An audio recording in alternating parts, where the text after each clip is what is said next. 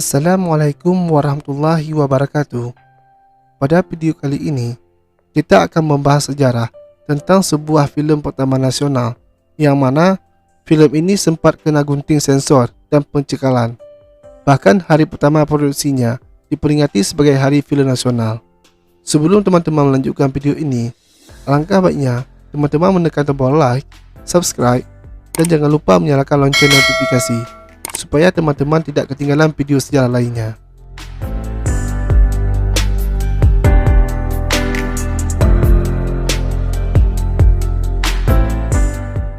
Hari ini, 72 tahun yang lalu, Usmar Ismail mulai menggarap filem pertamanya.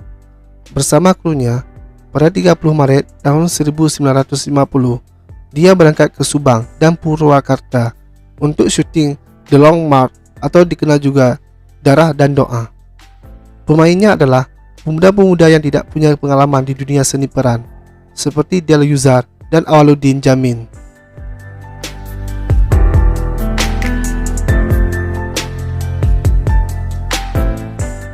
Awaluddin Jamin yang baru pertama main filem pun diajari seluk-beluk filem dan akting dari yang paling dasar.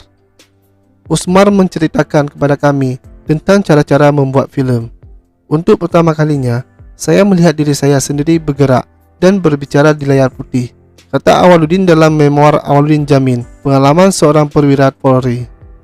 Meski mengambil aktor nirpengalaman, di kemudian hari, salah satu pemainnya menjadi artis terkenal yang membintangi banyak filem, yakni Suzana, si pemeran tokoh Ina dalam Darah dan Doa.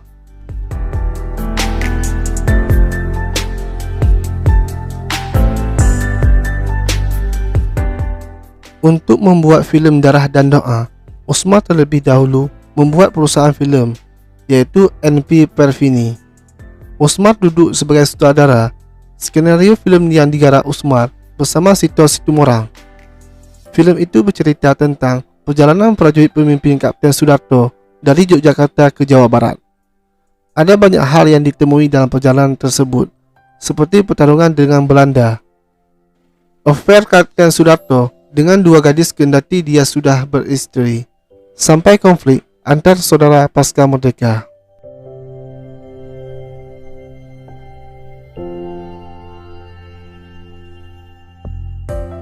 Dalam prisma terbitan tahun 1990, Darah dan Doa sebenarnya bukan filem pertama Usmar. Pada tahun 1949, Usmar pernah menyutradarai Citra Harta Karun dan Si Bacil. Namun Usmar selalu menganggap Darah dan Doa sebagai filem pertamanya. Begitu pula Rosiwan Anwar yang ikut membintangi filem itu.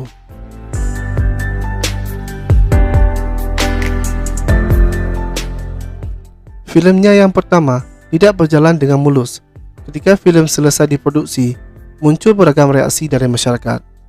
Tulis Rosiwan Anwar dalam Sejarah Kecil Pepita Historie Indonesia Jilid 2.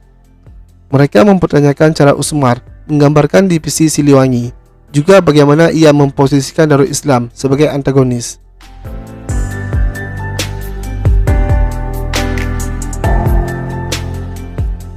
Perwira Angkatan Darat di beberapa daerah menganggap Usmar gagal menggambarkan keperwiraan, alih-alih menunjukkan kelemahan seorang tentara.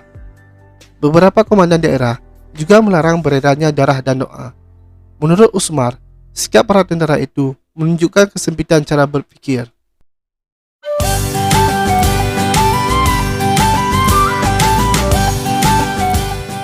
Sudarto bukan pahlawan dalam arti yang biasa, tetapi seorang manusia Indonesia yang terseret oleh arus revolusi. Menceritakan secara jujur kisah manusia Indonesia dengan tidak jatuh menjadi filem propaganda yang murah, kata Usmar dalam tulisannya Filem Saya yang Pertama.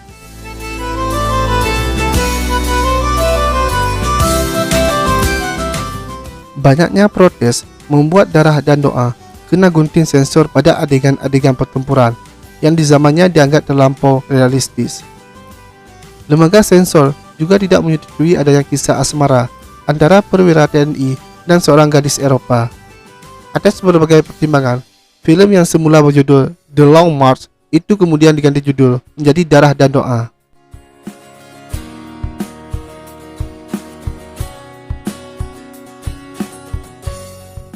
Sebelum diluncurkan, Darah dan Doa memerlukan persetujuan Presiden Soekarno. Maka, filem diputar di Istana Negara. Presiden bersama para menteri dan pejabat negara menontonnya sebelum publik menonton. Usai tayang, Soekarno memberi pujian pada filem itu.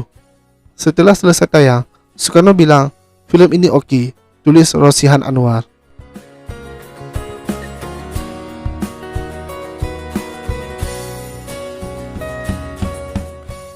Filem Darah dan Doa menjadi artefak penting dalam sejarah filem Indonesia.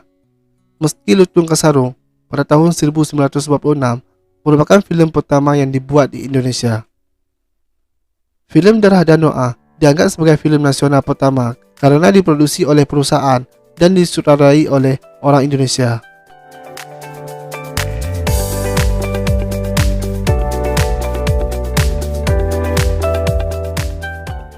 Dalam buku Film Indonesia menyebutkan, pada konferensi kerja Dewan Film Indonesia pada tanggal 11 Oktober tahun 1962, diputuskan bahwa 30 Maret sebagai Hari Film Indonesia.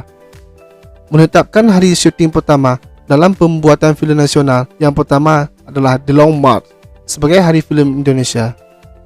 Pengakuan resmi dari pemerintah baru keluar 3 dekade setelahnya lewat Kepres nomor 25 tahun 1999 tentang penetapan tanggal 30 Maret sebagai Hari Film Nasional yang ditandatangani oleh Presiden B.J. Habibie.